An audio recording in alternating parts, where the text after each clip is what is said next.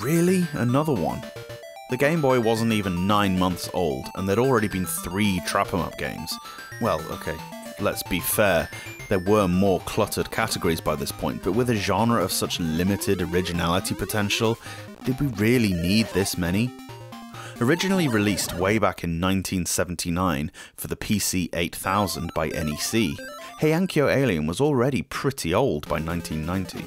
The name Heiankyo refers to the Heian period of historical Japan, and the story is that aliens have infested Kyoto.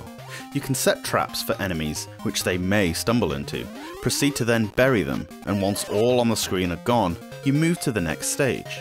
If you wait too long, they climb out, and can also be helped out by their kinsmen. If an enemy walks over a partially dug hole, it just fills in. There are 2 versions, old and new game. The old game is identical to the late 70s version, and is pretty hard. The holes take ages to dig. It's pretty sparse looking, as you might expect, and the AI seems pretty non-existent.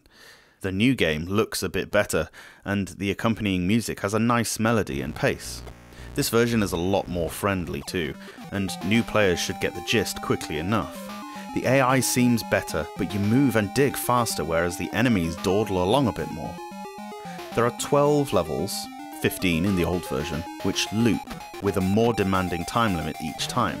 Well, it's not really a time limit as such, but in Bubble Bobble style, if you wait too long, a ton more angry and fast aliens come at you, so don't hang about. The graphics in-game are fair to middling, nothing special. The death animation is pretty funny actually. I need to ask though, what the heck is that on the box art?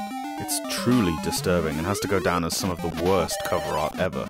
Heiankyo Alien is not as good as Boomer's Adventure in Asmic World, not as bad as the hideous Hyper Lode Runner.